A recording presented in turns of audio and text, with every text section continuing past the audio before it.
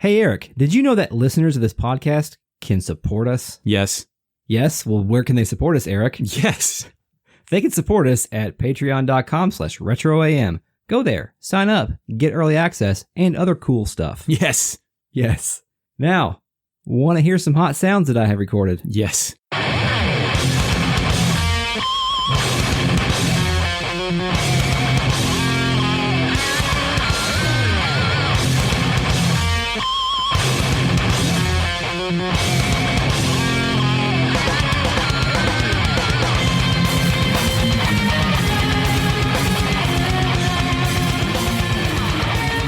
Welcome to Retrograde Amnesia, a comprehensive podcast series about Xenogears. Join us as we extract meaning from both the meaningful and the meaningless things in this video game. My name is Chris. Tonight I'm joined by Eric. Hey, Eric. Hello, Chris. Yes. Yes, it's good to see you again. How are you? Doing well. We have been playing Xenogears for quite a large amount of time now. What is your hour count at this point? 35 hours. And that's a good segue because that's something I wanted to talk about, Chris. Oh, congrats. Thank you. Thank you for congratulating me on congratulating you. Well, we're here. Thank you, everybody, for tuning in. Thank you for listening. Thank you for spreading the word and all that good stuff. So, yeah, what do you got for me? So we're at, my count's 35 hours. What'd you say yours was? I was not listening. Mine's at roughly 31 hours, but I'm working on a stolen save from GameSharks. Of course. Yes. Cheater. So we've been playing this in real time about 2.5 months now, and I'm really starting to get a handle on the journey aspect of it. Yeah. Like the whole events in the desert, Ave, that was months ago for me, and it seems like months ago for my playthrough. Like it's really feeling like I'm on a grand adventure where I'm visiting all of these unique places, which is kind of how I used to play games back then, because I could play games for like an hour a night tops with homework and actual work coming up. Yeah, and I think I feel a little bit less, or back then at least, I felt less compelled to like get through some shit. Yeah. Because I wasn't going to get another game for another Yeah, this thing months. has to last, yeah, man. Yeah. And nowadays it's like, I started Astral Chain like last week. Now I wish I was done with it. Even though I'm enjoying it, I wish I was done with it. So that game lasts too long. Yeah. Well, okay. Well, thanks for your review. You can check it out on digitalchumps.com. I've always thought about a Jeff Gerstmann quote: when you're ready for a game to be over, when it's not, it's that when you quit, you beat the game. The game doesn't beat you. Yeah. But I do really like playing the game. I just am ready for something new. But with Xenogears, it's different, especially digesting the game like we are. Mm-hmm. You're on a concentric path toward victory, driven by a need to podcast and a need to re-experience things. Yeah, the journey aspect is especially interesting because we are on an extremely like one-directional journey where we've been going in one direction. There's no side quests. There's no there's no detours. There's a few order of operations things like back in Norchun where we had to go to different areas, and there's some orphanage stuff here that can be done in different orders too coming up, but generally we're on the same path, which is extremely convenient for this podcast. Yeah, that's true. My next question for you, Chris, is a matter of ethics. Okay. So we'll talk about it in more detail later, but I spent a lot of time trying to make money. Let's say about 3 hours trying to grind out money beating Etones this episode. I thought about this a lot. You know what I have in my possession that I bought back in the day? A GameShark? That's right, Chris.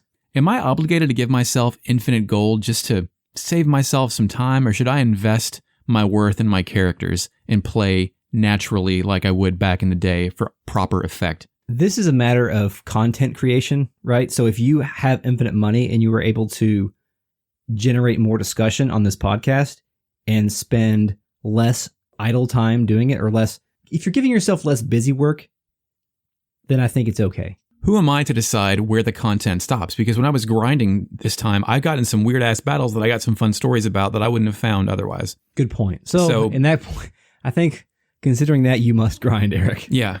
Damn it. You have no choice. There is another GameShark code I found to speed the text up. Oh, really? Yeah, so I might actually employ that one. Interesting. Yeah, we should actually, we'll talk about that in the future, because one of our listeners, Cadmoni, he's speed run this game before. Yes. And so he's got a lot of interesting notes on the amount of time it takes to get through the game with Japanese text versus English text and all that kind of stuff, because hell of a document. Yes. He's got a really nice speed running document that he sent over to us. So some of those interesting facts we'll bring up along the way. I write about 45, 50 game reviews a year, 2,000 words a piece on average. That's more interesting than anything I've written in my entire life. It is pretty good. Like it is a masterpiece document. Yeah, some of the technical things about this game, and actually, there's one point that we'll talk about later during one of the Billy chapters that we can pull from that document and pull from his knowledge as well. So BillyChapter.com. Look forward to that. So before we get to the BillyChapter.com, we are on Ramsus's attack. That's true, Chris. Now, usually this is where I ask you the Xenosaga's Xenogears study guide, like properly translated title. Yes. We're going to play a new game. Okay. I have 3 titles here. Okay. 2 of them I made up. One of them is the official title. Oh. You tell me which one's real. Okay. Okay, you ready? Yep. The 3 titles are Ramsus's Blitz, Ramsus's Folly, Ramsus's Revenge. Which one is the real title? Ramsus's Blitz, Ramsus's Folly, Ramsus's Revenge. Ramsus's whole arc is sort of a revenge plot that we don't understand. So I think that's getting into too much of a spoiler territory to call it revenge. So I'm going to go with Blitz. Blitz is correct. Oh. I thought I could mislead you with Folly because everybody in this game dunks on Ramsus at every available opportunity. Yeah, that's true. So I thought maybe I could get you into thinking the Japanese game highlighted that fact with the actual title. But no, you picked correctly. Okay, so where do we start? Well, we took a week off from our playthrough to record one of our Patreon episodes. So when I loaded up the game, I had no idea where to go. Me either. We've taken it was a 2-week break since I had last played this actual video game. Yeah. Not including our extra life stream of the battle arena. Yeah. Because when you load up your save, you are on the Yggdrasil just kind of walking around. Yes, that's where I was. So I made my rounds. Yeah, exactly. And I'm starting to derive an extreme amount of joy in making my rounds around the Yggdrasil after every story event now. You know what I realized? Yeah. It's the Mass Effect thing. Oh, yeah, you're right. Where you'd go and check in with all of your crew to see what they had to say every time. Yes. There would be, without Xenogears, there would be no Mass Effect. Yeah, I'm not sure if that was true in any other RPG with an airship before this, because there's, like, at every chapter, it seems like the most common NPCs have new dialogue. Yeah. Your Hammers, your Doctors, your Ricos, your Margies, all those people, your Choo-Choos. Yeah, that's true. They all got stuff to say. So who'd you talk to on your rounds? I talked to Old Mason first. Ooh, I didn't talk to him. What did he say? He is worried about Elly. Oh, dear. He wonders what kind of spell was used on her. Refresh us, Chris. What did Elly just do? Elly just blew up the engine room. That's right. And after being hypno-programmed. At first, I thought Old Mason's sort of phrasing here was a little weird, but then I realized a spell literally was cast on Elly in order to get her to sabotage the engine room by Miang's save A spell point. is what an old person would put a young lady passing out to. Yes, that's like true. They have to wheel out the feigning couch to get her. I then spoke with Hammer. Did you speak with Hammer? I did. And what did Hammer tell you? Hammer said, typical of a Solarian, we'll never know what Elly will do next. Did Rico chime in? Yes, Rico took exception to this. He said, you rat, I'll crush your head if you ever say that again. Yeah. And then Hammer says, please forgive me, but he says please with Pleeze. Yeah. And I don't know if this is supposed to be like a dialect thing or if it's supposed to be like a play on cheese because he's kind of a rat. Oh, man, I didn't think about that. Not sure. That's a possibility. Yeah. Yeah, so who else? Anybody else? I went to the doctor's office, and that's kind of where the event is supposed to take place because Elly is there. Did you go anywhere else with the doctor's office? Yeah, before the doctor's office is where you go to progress the story, but before I did that, I went down to Margie and Choo-Choo's room, and Choo-Choo said, if I break something, Faye will comfort me, right? So what should I break? Choo-Choo kind of wants some heavy petting from Faye. Yeah. And you think Choo-Choo has bones or that's all jelly shit in there? Does Choo-Choo have bones? I think Choo-Choo has bones. Can you crucify an invertebrate? First of all, yes.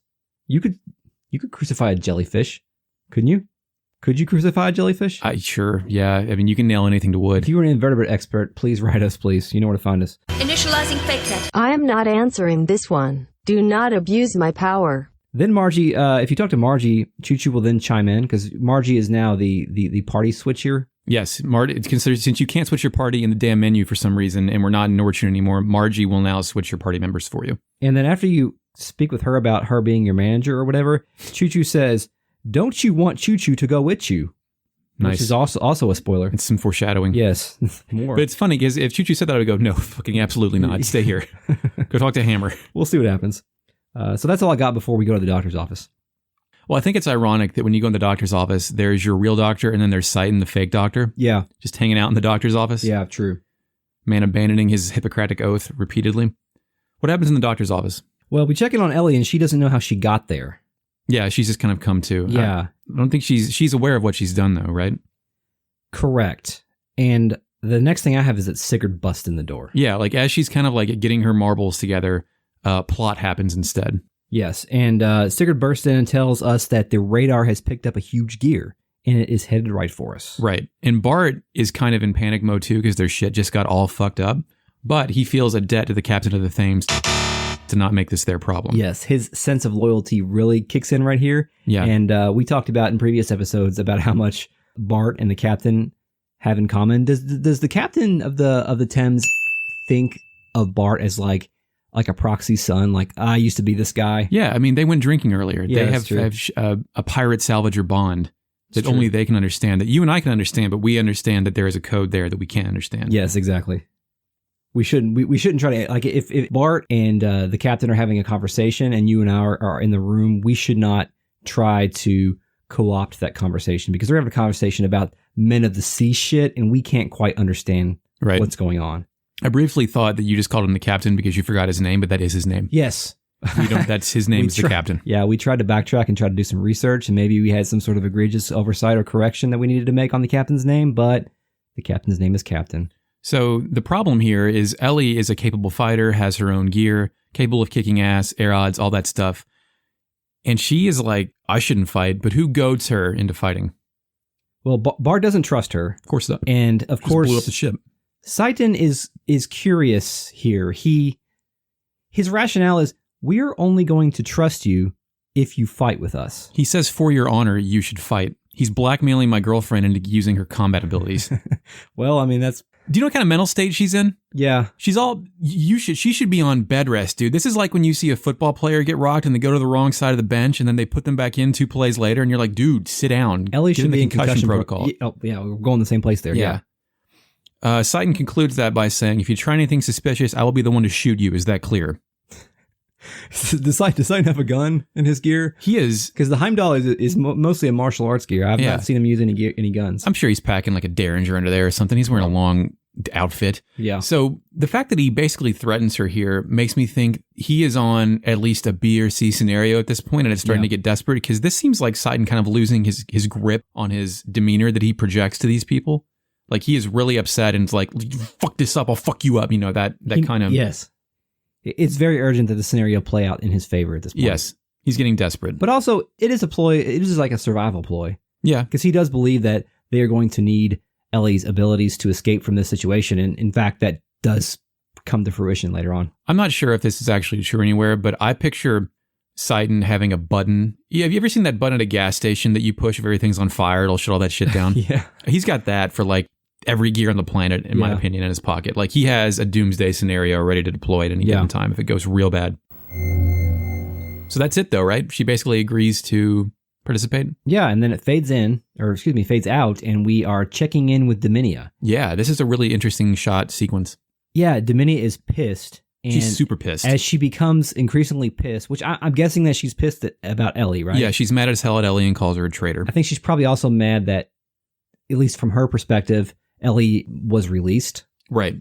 And maybe she doesn't understand what happened. I mean, I think Dominia understands who she is, who she is herself in relation to Miang now. Yeah. Because Miang has already kind of fucked her up, or kind of like... But I can also see Miang not telling her why she let Elly go. Exactly. Yeah. To piss her off and know her place. That's like, it's a need to know basis. You don't need to know. Just go fight her. I'm letting her go. Yeah, that's exactly where I was going with that. So as Dominia gets increasingly pissed, it kind of like cuts in. Yeah. There's these crazy, I don't know what you would call it. Like it's a quick cut. A quick cut. Of her cockpit. Yeah. Is it showing the gear of her gear on the outside or something? I think so. Yeah. The blade gash. It's really effective for really getting across the point that there is some rage going on here. It's like a half-second cut, and then a second cut, then 2 seconds. Then it cuts between like idle and then the gear flying noise out in the background. It's really cool. I really like this effect. It is an aggressively directed scene. Yeah, I think Steel Giant plays for this battle and Night of Fire for the next battle. Sure. So Dominia has been relegated to mini-boss. Damn. Yeah. Quick, really? Yeah, quick. Yeah, because we had like 3 of those. We had Night of Fire for Dominia when she was on the Hecht. Hecht. Now she's been relegated to mini-boss music, which I guess means that if we ever encounter the Proud Boys again, they're just going to have regular battle music. they're going to have the regular. That's funny. I doubt that happens, but that'll be hilarious. That's a really cute way to do. I wonder if any game's done that. It's just like demoted somebody's battle music down. That's a really good idea. Hire us to consult on your battle music games. My OC, do not steal. Yes.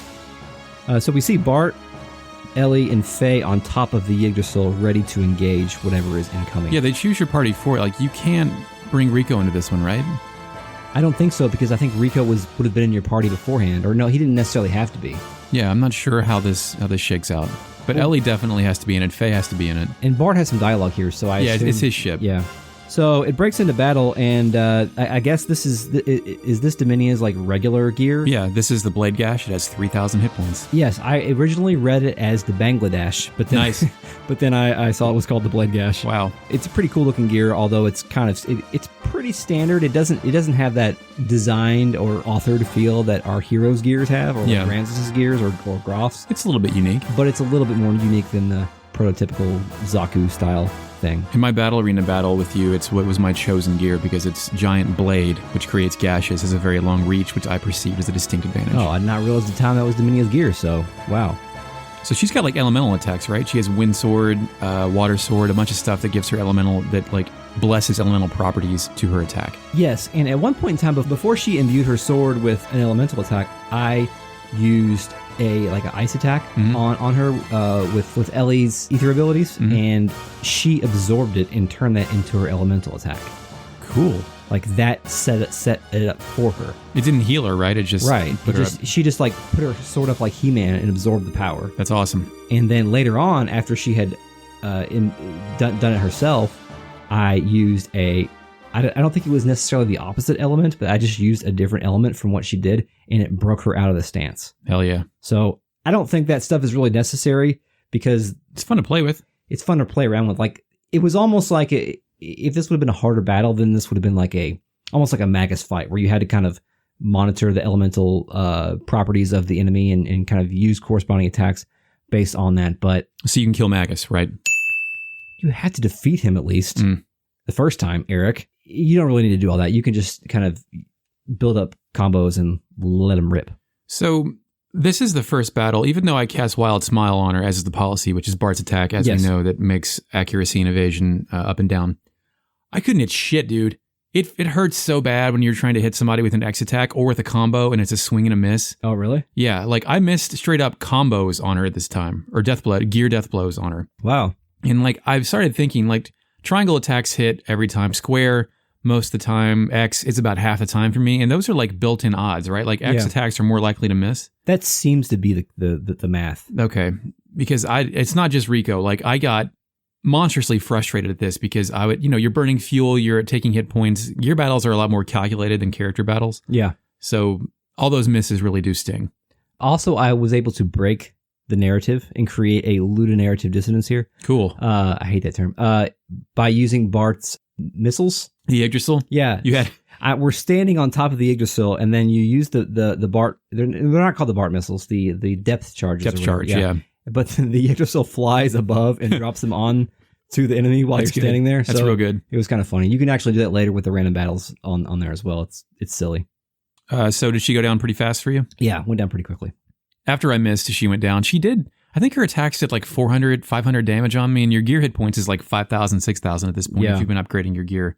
So it wasn't nothing, but she goes down. I think I had one round of combos that actually connected for everyone, and she perished. Yeah, I just kept using the elemental nukes with Elly, and that pretty much did the job for me before I even needed to use any big combos. But she is our penultimate opponent. Who are we actually fighting here next? Yeah, it gets quiet for a second, and the water splashes kind of around the Yggdrasil, and before the battle breaks... or before the screen breaks into the battle sequence, that is when Night of Fire starts, and we jump in and begin the battle versus Ramsus. And Miang.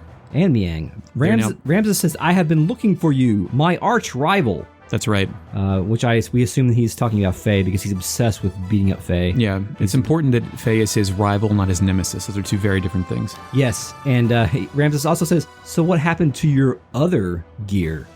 And if you've played this game before, you know what he's talking about. Faye's like, oh, I have no idea what you're talking about. Yeah, dude." Faye's dense as hell. Yeah, this is my only gear, my dude. Ramsus dismisses it before Faye can even think about it anymore. Or you. Yes, Faye has no clue what's going on. And yes, exactly. You, the player, especially if you're going through the first time, you probably just kind of mash through that dialogue to get to the battle, but there's something pretty important right there that's kind of laid out for us to kind of intuit what is already transpired in this game. I don't know if it's a localization thing here, but Ramsus also said, I see you have a different machine, which is this the first time a gear has been called a machine, explicitly stating that it's not like an Ava thing where there's living tissue inside of that shit. Possibly, yeah. I don't think I've heard them called machines before. But Yeah. we do know about like parts and stuff, and some of these gears are like reassembled stuff. Sure. The only time we've been explicitly exposed to anything kind of outside of the normal like mechanical stuff is when they talked about the Veltal's black box, how they couldn't open it. Yeah. Have the secret stuff inside of it. Yeah. So they're piloting the Haishao, Yes. the thing that Dominia and Kelvana were in the previous chapter. Yes, and Ramsus is much better with this thing than Kelvana and Dominia were. He's better attuned, and he's got Miang beside him to buff him and heal him. Miang's gear is called Miang's gear. Really? Yes. That's funny. Because when I'm sure it has an actual name. you can't target it, it's just like the on foot battle. Yeah. She's just kind of standing there, and she heals. She will heal, and she will cure status effects. Yeah, if you inflict Wild Smile on him, she Yes. fixes it. It's got 5,000 hit points, but before the battle starts, Ramsus says one more thing. Until I eliminate you, there will never be any light for me, and light is in quotation marks. I wonder what that means. It's unhinged. Yeah. It's like, this is consuming me. I cannot see daylight until I take you out, sir. Ramsus would be an especially interesting character to sort of watch in a game where he was allowed to have more, have more expressions. Yeah. Because right now we only see his like handsome, white-haired portrait, and we can't sort of see the rage that's building in him. Yeah. You can tell from his actions and from the way he talks, but for him to slowly become unhinged in a sort of a modern sense where you can like play with facial expressions and the way your eyes look and stuff like that. Yeah. That'd be really, really neat to see. He has an inferiority complex. He sleeps in a Speedo. He was mad at Sigurd for quitting. I'm out of Ramsus facts. Yes. I have no more. But he's pretty strong, and Yeah, he is. the electric arm beats ass. Like he has the same arm attack, but it hits 3 times instead of 1. It was targeting, in my battle, it was targeting Elly a lot. He actually took out Elly for me. Really? Yeah. His arm would like detach and then hit one person, another person, maybe hit this, like it had 3 attacks on 1 to 3 gears. Yeah, he just kept going after Elly for me, and there was nothing I could do about it. Man. So I lost this fucking fight. Oh, did you get game over? Yeah, well, I did, which is my first game over, my first legit game over in our playthrough here. So you mentioned that it was just like the Ave fight where Miang stands next to him the entire time. He also does Mirror Stance in this. Oh, I must have gotten him before that. Yeah, where if you attack him, he does the Nereid Cyclone group attack. It does like 2,000 damage to everybody. Oh, wow. Every time you attack him. And I was like looking the other direction or somewhere. Like you can tell he's in the stance when he shoots the claw off and the claw does not come back. Oh. And I wasn't paying attention, so I just thought he was hitting me with this shit over and over and over, and I lost. Oh, wow. Also, booster wasn't working for me. Has that ever happened to you? No, I think I forgot to use the booster here. I hit booster and then my HP bar or my ATB bar just stayed green. It didn't go red. Oh. So I was like, is my game breaking? Am I on drugs? What's happening? Is it a water thing? Maybe. Maybe the boosters don't work underwater. It's a possibility. Boosters don't work on water unless you've got power. We might have to ask our friends. We'll find out. So I won the second time. Congrats. After you win, he starts shitting out of his mouth about like now he doesn't want to let Faye live, et cetera, et cetera. Yeah. Like, is that all you have to give? No matter what, I won't let you live. It rhymes. Then you kind of see what, like, from, I don't know if you're fully seeing from Faye's cockpit point of view, but you get the indication that there's an armor breach and the Faye's cockpit is flooding because Ramsus has gone apeshit on him. I thought that was Ramsus's cockpit was flooding. Like Ramsus was pushing his gear because Ramsus, like the proper battle ends, but then Ramsus uses like a turn skip hack or some shit and just keeps pummeling Faye. I thought he was overworking his gear and causing this shit to go I thought that's haywire. how Faye got knocked out. It's a possibility either way. Either way. As this is going on, Elly kind of gets up and awakens her erods once again. Yes. According to our friend Cadmoni, this is the moment in which those unlock as an ability you can use in battle. Oh, okay. So next time you have Elly out in the wild, you can use this move. She has command of those from now on. Yes. I know it's there for plot reasons, but when stuff like that happens, I'm like, yo, why didn't you use those first? Yes, exactly. I kind of read it as like a a Super Saiyan moment. Like her abilities didn't unlock until that final desperate moment. That between life and death moment in when she has to use it to survive. Maybe she didn't trust herself to use it with her recent bell. Yeah, that's true. And that's it. That's all. We pan to the Thames after that. So it's not actually clear when the next chapter starts. We're not afforded the opportunity to get to a save point yet. Right. So let's just keep going. Sure. And then we'll see where we end up. We end up at a doctor's office. Yes, and I like the way this scene is framed because we're kind of looking in the windows and it pans back and forth to the windows. Again, It's the Thames doctor's office, not the Yggdrasil doctor's office. Yes. But yeah, it's a directorial thing where whoever's talking, it pans to that part of the window that you can see them through, then it pans over to a separate part of the window. Yes. Citan says that Faye is on life support. And the fucking doctor guarantees nothing. Yes. He's like, I'm not going to guarantee you shit, dude. He's not drunk. I can't treat him. He's not drunk. He's not a bully that's gotten his nose bloody a little bit. Dude, I cannot handle this. So Faye's fucked up. This is our classic protagonist incapacitation sequence. Yes. Elly is sitting at the bedside, and this is kind of a cool shot here because it pans over and you see Elly. It plays Shattering Egg of Dreams. Yes. Initializing fake net. Sorry boys, it actually plays Lost Broken Shards. Please enjoy the live version.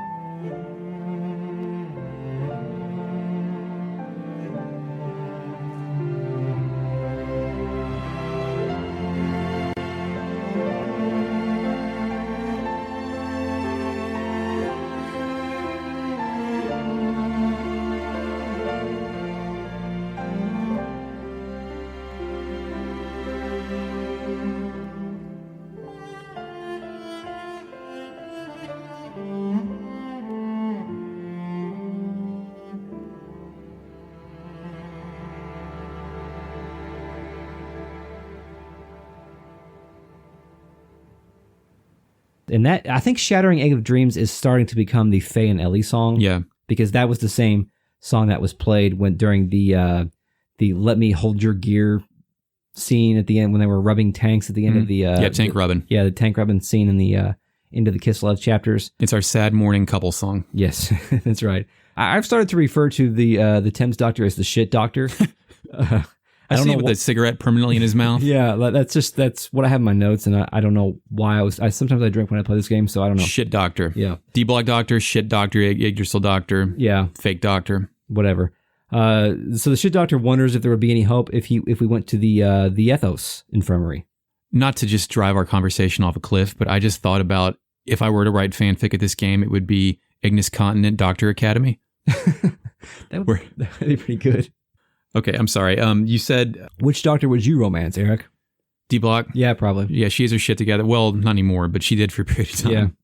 Yeah, they think that if we can get access to the Ethos medical facilities, then that Faye could probably pull through. So Ethos has been kind of here and there throughout the story, but now it's starting to be our primary plot point is like, oh, finally, here's a reason to go fuck with these people. Yes, finally. Yeah, we've only heard about the Ethos to this point, right? Yeah, the doctor says they have a capable infirmary, but to get there, you need to become a monk or be introduced by someone from the Ethos. Yes, normies are not allowed here. Right, it seems tough. I wonder if an opportunity is going to fall out of thin air in 5 minutes. Probably, I hope so. It would really be nice. Yeah. He's heard that the Etone, the Atoners of Sin. Right. The Atoners of Sin was in M dashes. I almost said hashtags, but they're actually in M dashes. Are coming to the Thames from the Ethos HQ. Apparently they're there for an investigation of some sort. And we did hear about the Thames, how they're contractors of the Ethos. They get shit out of the sea for them. I imagine this is your financier coming to make sure you're not drinking away the budget and you're actually researching stuff. Yeah, the Etone's purpose. Is that how we say it? Etone? Etone. Etone. They are Atoners. I'm not sure. Say it how Etone? you want to say it and we'll get some commentary. Yes, correct us, please. The Etones are there to cleanse away the Reapers or the Wells. Reapers and Wells, man. That appear here in Aquavie in this archipelago that we are currently nested upon. Reapers are in quotes, Wells are in M dashes. Yes, and I'm like, I mean, we've heard a little bit about the Reapers in the Wells from... We get some direct quotes later that are pretty good. Yeah. We've heard a little bit about them up to this point from some of the members of the Thames crew, but I'm still like, Jesus, wow, man, that's some shit. Like, yeah. Now we're talking about the undead. We've had robots, we've had monsters, we've had dinosaurs. Now it's time for some undead shit. I like how instantly when the religious organization is brought up, they have great medical facilities, and they also have these monks that beat the shit out of Reapers. Yes, apparently. Your standard religion, soldier of God, warrior class. Yes, we don't know this yet, but they also all they know is gun kata.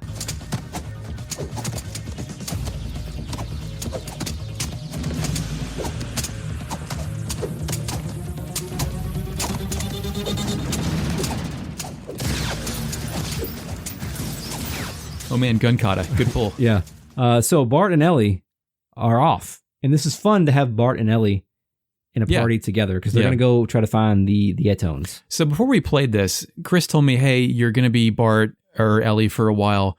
Chris said, go play cards with Bart, the Speed game, which, by the way, egregious oversight and correction. Speed is an actual game that Xenogears borrowed to put in this game. Oh, a game you can play with like a deck of cards? Yes. Oh, okay. I imagine you can play it at a shitty casino in Vegas. Oh, okay. Well, so when Chris told me this, what he meant was go play the kid or go play Queenie in cards and select Bart. Yes. I thought Chris meant go play Bart in cards. Oh. So I'm like, how the fuck do I do this? Like, I'm Googling it. I'm trying to, I can't figure out how to play Bart in card. And then it dawned on me, oh, that's what he meant. Yes. And did you get the opportunity to do so? Yes. Is it great? I lost and Bart yelled, jerk! Jerk! But what's even funnier about this is that he walks off screen like sad Charlie Brown. Yeah. And in the sad sleep, not the regular sleep track, but the sadder, the longer sleep track plays. He walks off screen. The one when you die. Jerk. Yeah, I think it's the death track. It's so funny. I laugh my ass off. I still can't beat Queenie, by the way. Well, you're terrible. Just use the pause trick, I tried to use the pause trick, and I got down to the last card, and then she still beat me. Get good. Yeah. So everybody, I looked it up at the point, everybody has their own signature voiced lose and win line. Yeah. And I think it'd be funny I would like to do lose and win with everyone just so I can hear these lines, because I haven't actually heard Sidon speak yet. It's really bad. Yeah. He sounds really bad. I did it a little bit later. Yeah. Oh, man. He sounds like he wants us to hate him even more. Great. It's really the Sidon adult heel turn in my adult life continues to be a wonderful prize. It is. But let's see, Man of the Sea's playing as we walk around and try to get back in our theme. Like nobody on the Thames has new dialogue. The captain has a bit expressing regret or remorse or something for what happened. He also gives us a hint that the Etones, he last saw them at the supply deck, but actually that's not where you find them. Right. Objectively, seeking our objective, we're supposed to be finding the Etone on the Thames. Yes, and not at the supply deck. Where is he actually? They're actually, if you go to the armor ground, first you encounter Margie there. Yeah. And Margie's like, "Hey, I'm here helping, guys. Pull you guys." a rabbit out of her hat. Yeah. And yeah. Margie is immediately incensed by what action? I'm not sure. Human slavery. Oh, yeah. Yeah, I thought maybe something else. Yeah, the first thing we see is someone. At first, I thought somebody was resisting the cops or something. Yeah, they're on their knees, hands bound. Yeah, and because one of the battle music starts playing right here. I don't remember which one. I have Steel Giant. Yeah, you're right. It is Steel Giant. Steel Giant starts playing briefly because there is an event about to unfold, and they're human traffickers. They're are they just members of the crew? I guess they're those people. They're the Nortune looking. Yeah, but some of those cats. Some of those people are there too. Maybe it's Queenie's goons. She obviously runs shit up there. Is Queenie a human trafficker? It's a good point. Yeah. And the card thing is just a cover for it. Maybe. But they say they can sell them for more money if they do not resist, which means don't bruise the skin. The people that are going to pay for you don't like that. This is rough. But then there's a gun noise.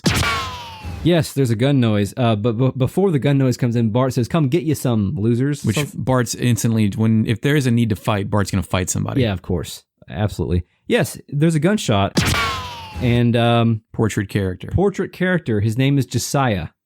He looks like Rutger Hauer in Hobo with a Shotgun with a 20% Dolph Lundgren drunk overlay. Oh yeah, that's pretty good. I just wrote old. He's kind of got an Old West vibe to him. Yeah, he's got silver white hair. Yeah, shotgun maybe. Scarred face, heavy drinker. He pulls a gun on Elly immediately. Yeah, and he wants to kill her. He calls her a Solarian uniform. Yeah, he calls her a dog of Solaris. So instantly we are introduced to Jessiah, and we know that He does not like Solarians, apparently. Citan walks up. He wasn't with us before. No, he just appears. And he's like, that's a carbine rifle. Do you have what Jessie calls Citan? You must be Jessiah. No. A butt-kissing talker. Oh, yeah, he does, yeah. Yeah, because Citan is like, you always rush into things, and they know each other. Yeah, they do know each other, and Citan knows that Jessie goes hard in the paint. Like, yeah. he does not. He might not get the ball every time, but he's gonna post up. He's gonna throw some elbows. He might draw a couple fouls. He's gonna get the rebounds. He goes hard in the paint every time. A Draymond ball kick just by coincidence 100 times. Yes. So he's a child with him. He does. Portrait character. Of fucking course, Citan knows this guy. You know, he does. Jessie knows Citan's real name. He knows Hugo, yeah. So the girl with Jessie is Primera, and Citan immediately asks if Primera is the reason for his shotgun wedding. And do you have what Jessie says in response to that? No, but I laughed about that. He says, no, the kid that came from that ordeal is now 16. Yeah, wife's dead. Yeah. How's your wife is met with, she's dead, I wasn't even there. Surely Citan has to know this, right? He's not just fucking with him? He's not with his son either. His son, he says, has unsavory business yeah. in the area, which... But do you think Citan just asked Jessie about his wife just to like rub salt in and make him look stupid or incent him even more? Like Citan, in his vast network of knowledge, has to know that she's been dead for a while. He's got to. He's just trying to pull some strings to maybe later get what he needs. Yeah. Also, somewhere along this conversation, we find out that something happened to Primera and she doesn't talk anymore. Yeah, she does not speak. Here's a question that I wondered too. Does Midori speak? Citan's child. Have we seen her talk? No. Is there a kid not speaking thing happening here? Yes. It's like Children of Men, where like everyone born before the year 9997 or whatever don't speak. There's little kids at the orphanage who speak. Yes. Yeah. There are some things that we probably need to discuss about these children, but I don't think that we should discuss them yet. Gotcha. Just want to bring it to your attention. Yes. But I did notice that as well. We're going to find some things out later about Jessie that maybe kind of aligns things a little bit more, but yeah, we'll get there. Suddenly, some creepy-ass church music starts playing. It is Ship of Regret and Sleep. First time we've heard this song.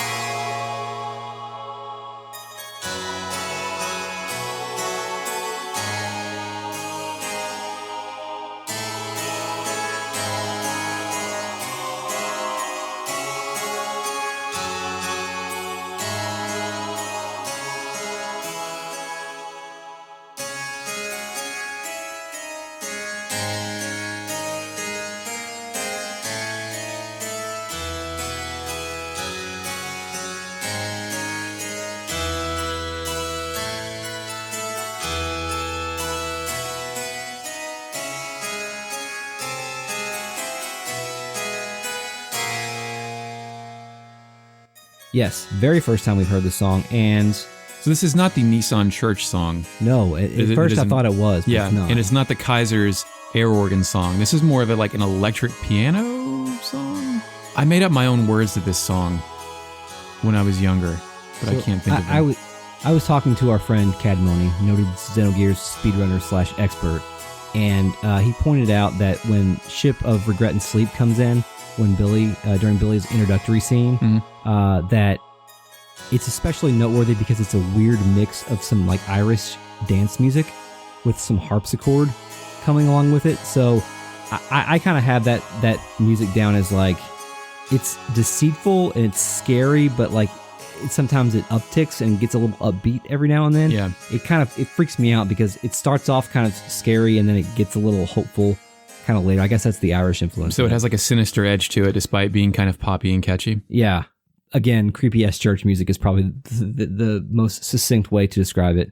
Yeah, churches always have a lot of weird things going on that kind of undertone or that kind of set like a weird creep factor to them. Like a lot of churches have saint relics in them and bones and stuff that are apparently from the saints. Yeah, exactly. In our localreference.com, there are 2 complete skeletons at a church downtown of saints that died in like the year 300 and shit. Oh, wow. I didn't know that. So the creepy church music is the intro music for our new friend Billy. Billy Lee Black. Yes, he's out here on his unsavory business. Jessie is like, yo, I'm just out here shopping with my daughter. And Billy, he's here on serious business. Billy says that Jessie has been labeled as an undesirable element. Yes. And the element is lowercase here. Yeah, he's not meaning even, despite what we'll know later, he's just meaning an element as like person. Yeah. But removed his humanity and just called him an element. I don't have Jessie word for word right here, but I wrote down Jessie says, why is my son such a fuckboy since joining the church? Because I like Jessie and his kind of like, I like how Jessie goes hard in the paint, like I said before. But also he says bad shit about his son like in front of him all the time. So I don't know how to feel about that. Like my sons are still 4 years old, so they're not old enough to become fuckboys, but I wonder that if one of them becomes like a shitty person, like will I call him out to his face in front of his friends? Fuck I don't you, know. Dad. I don't know. Like I hope not, but you never know until you have those experiences. You can tell this happens a lot because Billy no-sells all of it. Yeah. Yeah, Billy might be the ultimate no-seller here. Yeah. Like I know we don't get a lot of expressions in this game anyway, but I do picture Billy being pretty expressionless and being pretty like solemn. Yeah. Maybe that's just because he's a battle priest, but maybe he has to manage his emotions. I think he asked if Jessie's here for fighting, gambling, or going after someone's wife again. Yeah. Again. Yeah. Billy, eventually the situation is laid out and Billy said he agrees to help. Yes. And because Elly helped Primera or something like that. Yeah, kind of like that's how they connected. Like, oh, hey. You help my sister. Sure, why not? Yeah, and also Billy prevented Elly from being shot by Jessie. Yeah. My dad didn't shoot you, by the way. Billy talks to Margie, too. Margie rolls up and calls Billy Father capital F. Yes. Is this the same God? Is it like both Abrahamic religions? Or? That's really interesting because I don't know if it's right here or later, but they do talk about worshipping. We're from Kentucky. I am from Louisville, Kentucky. It happens. Worshipping different gods, but I don't think it's in this conversation. You're right. It is a later conversation. But I'm not sure if I still, even though somebody explicitly says something about worshipping different gods, I don't necessarily know if that's actually the case here. Yeah, you shall be no gods. You shall be no gods? Is that what you said? Okay. Yeah. But Margie and Billy are very friendly towards each other, and Margie makes a remark about how it's so much different than the Nisan sect. So when using the word sect and based upon the fact that we haven't been to the Ethos HQ yet, but just Billy's entire vibe, his music and everything, it gives me the impression that like the Nisan religion and the Ethos religion are just like, Catholicism versus Judaism or Islamic. Yeah. Oh, okay. It's within Christianity. Yes, exactly. Okay. So right. that's the vibe that I get just knowing what I know about this game and how we've played a little bit further than we're talking right now. So I think that Margie and Billy are interested in talking to each other just about the specific brands of religion that they both follow, although they both, I think, are very similar. Yeah, everyone's saying they like this after that Billy and Margie thing, the rest of whatever happens here until the very last line doesn't make sense. Like everyone's saying they don't have time for everyone else. Elly says thank you. Bart asks why. Margie tells Elly she's right. This whole exchange feels like the convenience store scene from The Room. Yeah, can I have a dozen red roses, please? Oh, hi, Johnny. I didn't know it was you. Here you go. That's me. How much is it? It'll be $18. Here you go. Keep the change. Hi, doggy. You're my favorite customer. Thanks a lot. Bye. Bye-bye. Where she says, you're my favorite customer, and then people just like say things because somebody wrote them and they don't make any sense. Yeah, Billy is not feeling Bart's vibe right now. Yeah. And that makes sense. Yeah, Billy dunks on Bart every chance he gets. Yeah. Jessie wants Billy to take, he says he wants him to take Primera back to the Brat House. Yeah. Which when I first read it as the Brat House. And I was like, oh, let's go get some fucking sausages or something. The Bart House. The Bart House might as well be. That's where all the sausage is. More on that later. Good God. Elly thanks Bart for helping, but is like, why do I have to get thanked by you? Yeah. Which I think is bad phrasing because I think that was meant to be, a kind-hearted exchange there. Yeah. But the way it was translated, why do I have to get thanked by you? Yeah. It's odd phrasing. This whole conversation's organized poorly. Yeah, it kind of goes off the rails at the end. So. At some point, Jessie tells Citan, I know I'll be seeing you around, and Citan replies with, who knows? Like Citan doesn't know. Yeah, he definitely knows who's going to be seeing who around. Yeah, you're a critical plot element, man. I have one note on Jessie here that's in the Perfect Works that our friend Cadmoni pointed out. Okay. This doesn't come up in the game at all, so you can't consider this a spoiler. So the Perfect Works says that... Perfect Works is the Xenogears lore Bible. Yes. It says that Jessiah doesn't have his real face and has some plastic surgery through one of his old friends. Oh. And he does have a big scar on his face. Yeah. And there is a scene later where, like... There's some face stuff. There's some face stuff, and there's also some, like... People who should recognize him, but they don't recognize him. Like, it takes a minute for people to realize who Jessie is. They took his face off. You want to take his face? Yes. His face. Oh. Eyes. Nose. Skin. It's coming off. Yeah. There's some face stuff later, by the way. Yeah, so it's weird. I don't know. I thought that was just a fun fact. No, that is interesting. I like stuff that necessarily like that expands the lore and things you can think about as being implicit actions that happened in the background that you can use to incorporate into the agency of these characters and the ways they act, the ways they do. Yeah, it's the reasons for that. It's quite strange because even when Citan came in, he didn't seem like he immediately recognized Jessie. That does explain that. Because of his face, it was because of his rifle. Right. And it probably has been years since he's seen him, but like, I mean, you know. People don't change that much. Yeah, exactly. So. I've got one more line here in this sequence. Yeah. Do you have Jessie's sick burn on Bart? No. So everyone there, it's Margie, Elly. Well, anyway, but when Jessie leaves, he says, I'll see the rest of you ladies later, which I think is a sick burn on Bart, right? Yeah. Like just emasculating him immediately. Yeah. Because the blacks don't take kindly to Bart. Did we establish that Jessie is Billy's father? Are we doing that? That's clear, right?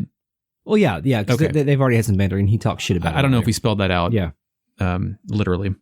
So is that all? That is, this is the point in which you regain control of your characters, and you can save the game, and that's when the chapter title transitions to a young priest. So that's it for our discussion here on the chapter Ramsus' attack and maybe part of a young priest. I don't know where these chapters begin and end, but I feel like we should stop whenever we get to a save point. Ramsus' so NFL Blitz. That would be that would be a bad game. So thank you, Eric, for coming to the basement tonight, talking about Xenogears with you. Yes. With you? With me? Yes. Yes. Thank you to our listeners. We appreciate you guys tuning in and listening to our podcast, telling your friends, spreading the word, retweets, likes, all that good stuff. Follow us on Twitter, speaking of, at RetroAmnesiaPod. Yes. At RetroAmnesiaPod. At RetroAmnesiaPod. Email us at retrogradeamnesiapodcast@gmail.com. Has anybody sent us any emails? No. This is 2019 or 2020, I guess, by the time you're listening to this podcast. Most people who write us on the Twitter DMs. Yeah, that's normal. I think email is basically like a more formal thing these days. Send us a postcard. I'm not giving out my address. Never mind. Patreon. You can go there. Support us. Patreon.com/retroam. Tell a friend. Spread the word. Rate and review us on iTunes. We appreciate all those kind words that people have already said about us and hope that more people say kind things about us. Yeah, we have great reviews. We do, so far. I would like for us to have more. That helps people discover us. So thank you. Intro music is by Mark Shepherd. It's good. Thank you, Mark. And until next time. Yes, we will kill God. We will. And now you may go back to sleep.